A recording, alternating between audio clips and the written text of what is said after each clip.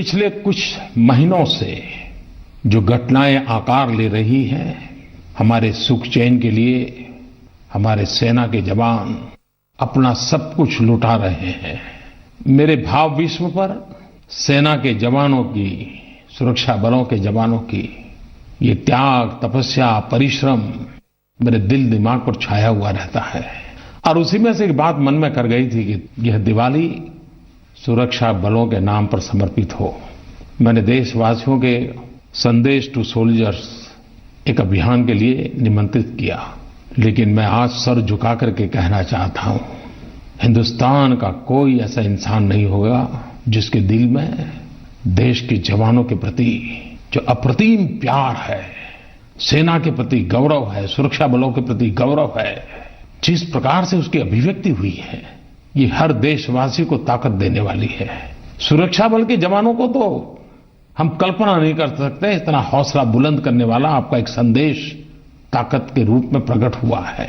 School हो, college हो, छात्र हो, गांव हो, गरीब हो, व्यापारी हो, दुकानदार हो, राजनेता हो, खिलाड़ी हो, सिने जगत हो, शायद ही कोई बचा होगा जिसने देश के जवानों के लिए दिया न जलाया हो, देश के जवानों के लिए संदेश न दिया हो।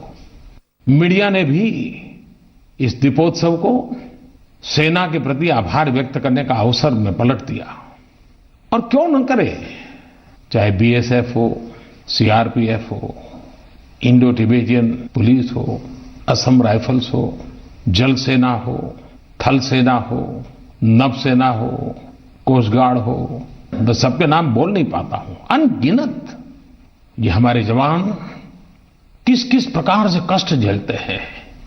हम जब दिवाली मना रहे हैं, कोई रेगिस्तान में खड़ा है, कोई हिमालय की चोटियों पे, कोई उद्योग की रक्षा कर रहा है, तो कोई एयरपोर्ट की रक्षा कर रहा है। कितनी कितनी जिम्मेवारियां निभा रहे हैं।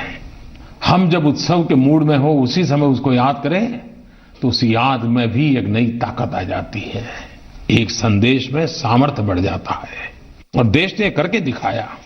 मैं सचमुच में देशवासियों का आभार प्रकट करता हूं। कईयों ने जिसके पास कला थी, कला के माध्यम से किया। कुछ लोगों ने चित्र बनाए, रंगोली बनाई, कार्टून बनाए। जो सरस्वती की जिन पर कृपा थी, उन्होंने कविताएं बनाई। कईयों ने अच्छे नारे प्रकट किए। ऐसा मुझे लग रहा है कि जैसे मेरा नरेंद्र मोदी ऐप या मेरा माई गॉव, जैसे उसमें भावनाओं का सागर उमड़ पड़ा है, शब्द के रूप में, पीछे के रूप में, कलम के रूप में, रंग के रूप में, अनगिनत प्रकार की भावनाएं।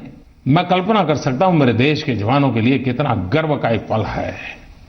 संदेश टू सोल्जर्स, इस हैशटैग पर इतनी सारी चीजें आई हैं।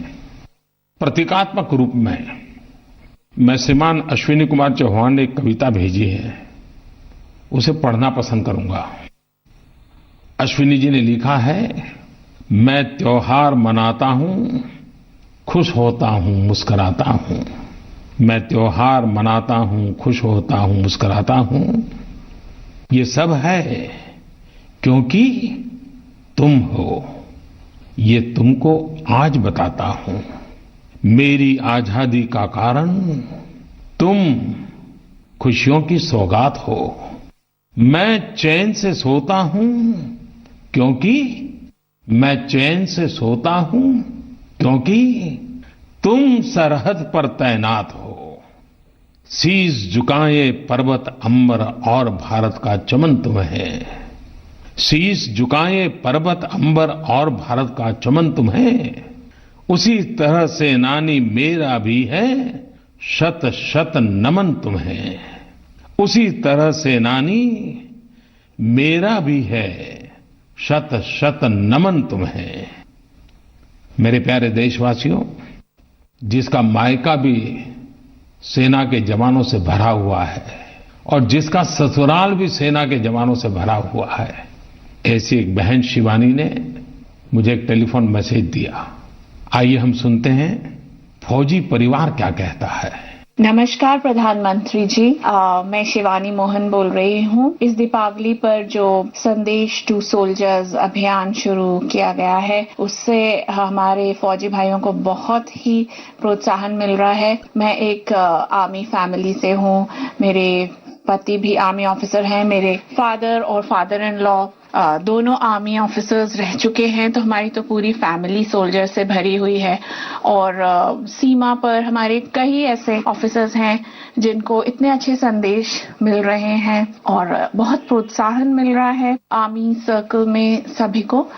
और मैं कहना चाहूंगी कि आर्मी ऑफिसर्स और सोल्जर्स के साथ उनके परिवार, उनकी पत्नियां भी काफी सैक्रिफाइसेस करती हैं।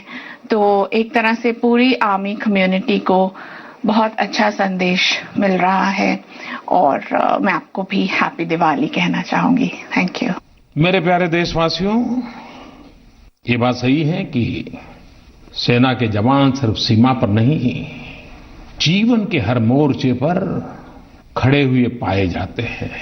प्राकृतिक आपदा हो, कभी कानूनी व्यवस्था के संकट हो, कभी दुश्मनों से भिड़ना हो, कभी गलत राह पर चल पड़े नौजवानों को वापस लाने के लिए साहस दिखाना हो, हमारे जवान जिंदगी के हर मोड़ पर राष्ट्र भावना से प्रेरित होकर के काम करते रहते हैं। एक घटना मेरे ध्यान में लाई, मैं भी आपको बताना चाहता हूं। और मैं इसलिए बताना चाहता हूं कि सफलता के मूल में कैसी कैसी बातें एक बहुत बड़ी ताकत बन जाती है। आपने सुना होगा, हिमाचल प्रदेश खुले में शौच से मुक्त हुआ, ओपन डेफिकेशन फ्री हुआ। पहले सिक्किम प्रांत हुआ था, अब हिमाचल भी हुआ। 1 नवंबर को केरल भी होने जा रहा है। लेकिन ये सफलता क्यों होती है? कारण मैं बताता हूं। देखिए, सुरक्षा बलों में हमारा एक आईटीबीपी का जवान श्री विकास ठाकुर, वो मूल तो हिमाचल के सिरमौर जिले के एक छोटे से गांव से हैं। उनके गांव का नाम है बधाना। ये हिमाचल के सिरमौर जिले से हैं। अब ये हमारे आईटीबीपी के जवान अपनी ड्यूटी पर से छुट्टियों में गांव गए थे। तो गांव में वो उस समय शायद कहीं ग्राम सभा होने वाली थी, तो वहां पहुंच गए। और गांव के सभा में चर्चा हो रही थी शौचालय बनाने की। और पाया गया कि कुछ परिवार पैसों के अभाव में शौचालय नहीं बना पा रहे हैं। ये विकास ठाकुर देशभक्ति से भरा हुआ हमारा आईटीबीपी का जवान, उसको लगा नहीं ये कलंक मिटाना चाहिए। और इसकी देशभक्ति देखिए, सिर्फ दुश्मनों पर गोलियां चलाने के लिए वो देश की सेवा करता, ऐसा नहीं है। उसने फटाक से अपनी चेकबुक से 57,000 रुपया निकाला और उसने गांव के पंचायत प्रधान को दे दिया कि जिन 57 घरों में शौचालय नहीं बनाए, मेरी तरफ से हर परिवार को 1-1 हजार रुपया दे दीजिए, 57 शौचालय बना दीजिए और अपने बधाना गांव को ओपन डेफिकेशन फ्री बना दीजिए। विकास ठाकुर ने करके दिखाया। 57 परिवारों को 1-1 हजार रुपया अपनी जेब से देकर के स्वच्छता के अभियान को एक ताकत दी। और तभी तो Himachal Pradesh open defecation free करने की ताकत आई। वैसा ही केरल में मैं सचमुच में नौजवानों का आभार व्यक्त करना चाहता हूं। मेरे ध्यान में आया, केरल के दूर सुदूर जंगलों में जहां कोई रास्ता भी नहीं है, पूरे दिन भर पैदल चलने के बाद मुश्किल से उस गांव पहुंचा जा सकता है, ऐसी एक जनजातीय पंचायत ईडमा लाकुड़ी, पहुंचना भी बड़ा मुश्किल है, लोग को भी जाते नहीं। उसके नजदीक में शहरी इलाके में इंजीनियरिंग के छात्रों के ध्यान में आया कि इस गांव में शौचालय बनाने हैं। एनसीसी के कैडेट, एनएसएस के लोग, इंजीनियरिंग के छात्र, सबने मिलकर के तय किया कि हम शौचालय बनाएंगे। शौचालय बनाने के लिए जो सामान ले जाना था, ईंटें हो, सीमेंट हो, सारे सामान इन नौजवानों ने अपने कंधे पर उठा करके पूरा दिन भर पैदल चल के उन जंगलों में गए। खुद ने परिश्रम करके उस गांव में शौचालय बनाए और इन नौजवानों ने दूर सुदूर जंगलों में एक छोटे से गांव को ओपन डेफेकेशन फ्री किया। उसी का तो कारण है कि केरल ओपन डेफेकेशन फ्री हो रहा है। गुजरात ने भी सभी नगरपालिका महानगरपालिकाएं शायद 150 से ज्यादा में ओपन डेफेकेशन फ्री घोषित किया है। 10 जिले भी ओपन डेफेकेशन फ्री किए गए हैं। हरियाणा से भी खुशखबरी आई है। हरियाणा भी 1 नवंबर को उनकी अपनी गोल्डन जुबली मनाने जा रहा है और उनका फैसला है कि वो कुछ ही महीनों में पूरे राज्य को ओपन डेफेकेशन फ्री कर देंगे। अभी उन्होंने 7 जिले पूरे कर दिए हैं। सभी राज्यों में बहुत तेज गति से काम चल रहा है। मैंने कुछ का उल्लेख किया है। मैं इन सभी राज्य के नागरिकों को इस महान कार्य के अंदर जुड़ने के लिए, देश से गंदगी रूपी अंधकार मिटाने के काम में योगदान देने के लिए हृदय से बहुत बहुत अभिनंदन देता हूं।